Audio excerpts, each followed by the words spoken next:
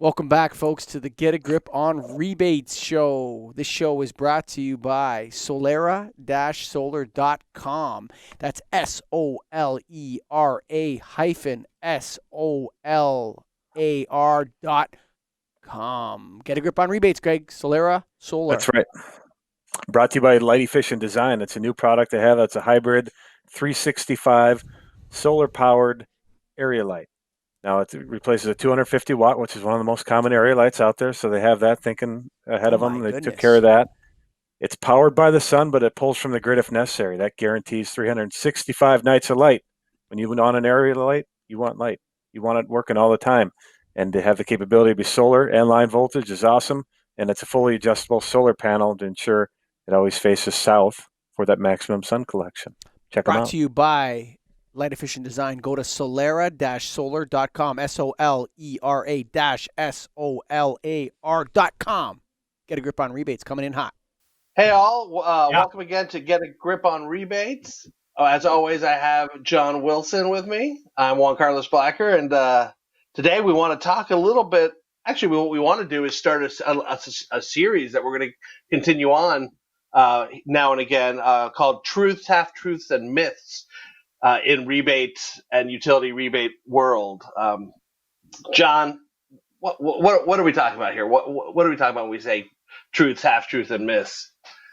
Yeah, I was taking time to scan. We all get these emails, right? We all try to carve a little time in our day to read like all the industry news that comes across. And I know as well as anybody, it's hard to make a point in less than 500 words, right? But there was like this particular platitude that stuck out to me that was so kind of over the top. And I thought to myself, I was like, man, we got to talk about this, JC, because I hear people saying this, and then I think about my contractor, my distributor friends, and I'm like, y'all are going to get caught out on the end of a branch, and the utility's not going to have your back.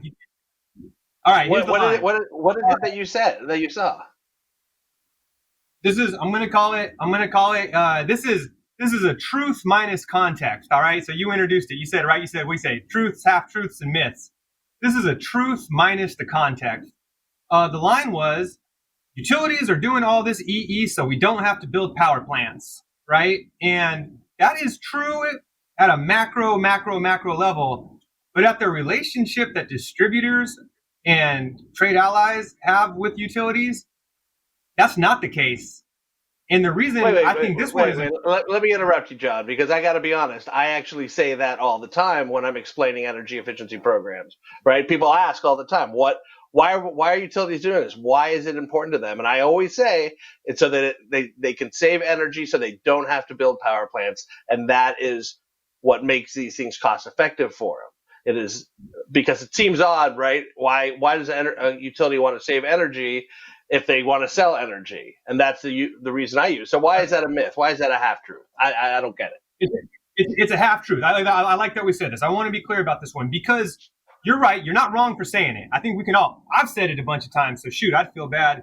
However, here's the part I want to stress, and what I think we're going to tease out of these conversations. 99% of the time, the relationship between the utility and that trade ally, that contractor, is about managing a 2-year target on a budget. And most people who have done these programs have experienced money running out. Most people have experienced, I promised you this incentive, but utility hit its target, they're reeling back. If utilities were really trying to buy every single kilowatt hour, that sort of thing wouldn't happen. So I call this one a half-truth. I hear what you're saying.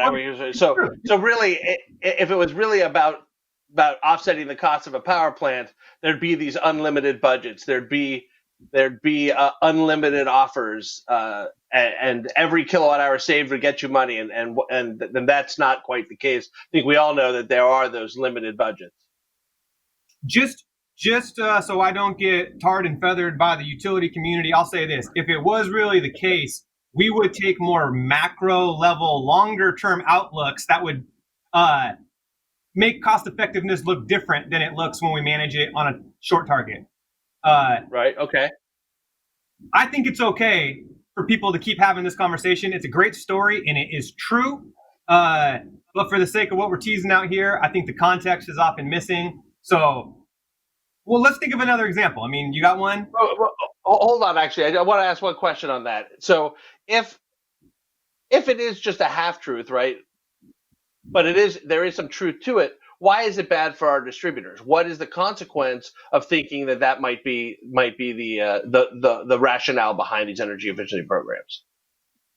Yep, I think it's situational, but I've experienced this situation, and I'm sure some of our listeners have as well. The risk is it makes such a good and compelling story that if a distributor or a trade ally is talking to a customer and they're telling that story, but then the utility funds aren't available, it breaks the narrative. It breaks down the trust. It's like, I thought we were doing this. I thought you wanted every kilowatt hour. What do you mean you don't have the money for my job now? So it is something we should. That's it. That's my concern. Yeah, no, I hear you. I guess I'd have to agree. It could leave the distributors out there thinking they have unlimited budgets, and the fact of the matter is the utilities don't and may not cover. So that our distributors and and the contractors and the end users out there who are hoping for money on these rebate programs have to double check, make sure the budgets are there, even though the utilities claim to have these grandiose rationales for this. So you had another example you were about to bring up when I interrupted you.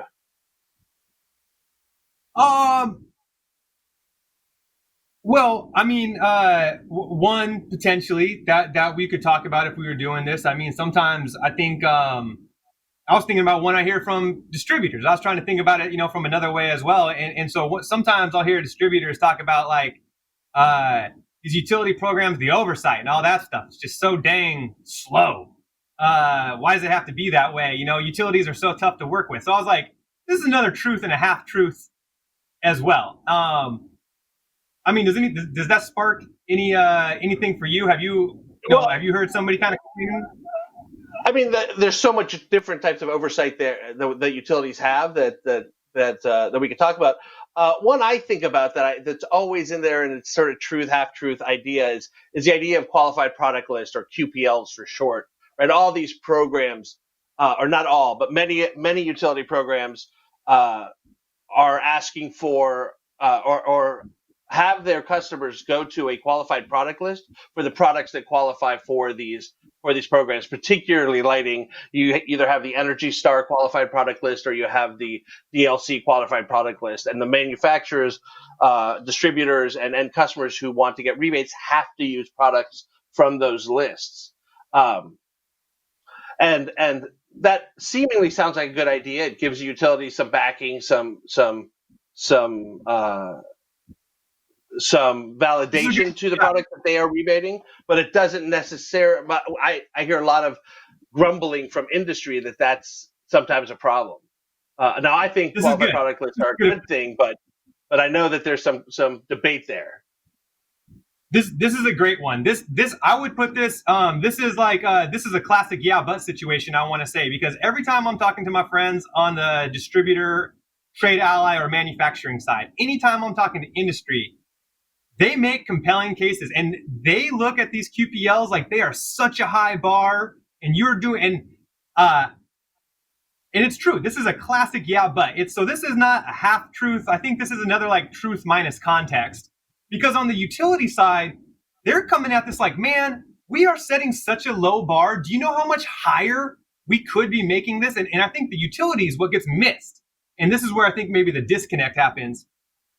It's tough when we distill these things down to just technical specs, right? It almost creates a wedge issue because we're measuring the technical specs. But a lot of times the utility colleagues that I have or have experienced in my tenure, they're looking at things like, you guys should be lucky it's not just technical specs. We should be looking at light quality way more holistically if we're going to be paying public dollars to support this stuff. So I think in this case, actually, both sides are probably valid and like legit in where they're coming from. It just kind of feels like ships passing in the day. So I won't even call this a half truth. They're both righteous. It's just kind of a disconnect. Right. But I'll be honest. I'm going to take the utility side on this. I think QPLs are actually pretty important. I think one, they give the utilities a list that they can go to. I think it's difficult for utilities to set up their own list. It's a lot of work. It's a lot of struggle. It sets a mandate for industry to hit, and it's a nice simple a direction for utilities to go and validate and verify and rationalize their programs. For instance, the horticultural specification that was just released, or horticultural lighting specification that was just released by the Design Light Consortium, the DLC, has actually allowed utilities to start really looking at horticultural lighting as a rebate product, whereas before it was so up in the air, it was impossible for them to do it. And to be honest, I don't think utilities had any idea of how to set a specification. Now, I'm gonna keep going. Industries may or may not be happy with it because there's a lot of different permutations in horticultural lighting. But I think it helps utilities design programs, get programs on the road faster. So I'm going to be one who totally believes that it's not a myth or a half truth. I think it's a truth that utilities should be using industry set QPLs. So I'm gonna push back a little bit, but I know the struggle there. I think, no, you know what? It is a truth. What's missing a lot of times is the context. But as you were just talking right there, you made me think of something. 90% of the time when I'm talking with industry folks who are complaining or about the burden of the QPL, when you ask them, well, what would you do? And B, is your product quality versus other product? They're always like, yeah, no, this matters. So it's funny. I think they like to sort of complain about it a little bit, but I even think they recognize the value of it. Like, what would we have if we didn't have this? So it's truth minus context. It's a nuance I'm going to shade it with. You're going to go with that truth minus context thing. I like it. And to be honest, QPLs is just one aspect of what you and I like to call utility oversight. And there's good and bad in utility oversight. And we can talk about utility oversight for days, and I think we will. And actually, what I think it's a good idea is that we've gone a while now on some Start Truth. I think, why don't we hold utility oversight for another day? I think we have a lot to talk about there, not just the QPLs but other things. And I know it's a big topic of discussion for our listeners of what they want. So let's hold off of talking the bigger picture utility oversight. But I think we've started to discuss how these utility programs, they have a lot of truths, they have a lot of value, they have a lot of market importance, but there's complication, there's nuance, and that's something we have to think about. Well, this is a good place to expand the conversation. Little what do they call that? Like genetic diversity streaming across from utilities to industry. Absolutely. We'll maybe hit that next time, but for this time, John, as always, a pleasure chatting with you. We'll see you next time on Get a Grip on Rebates. See you later, John.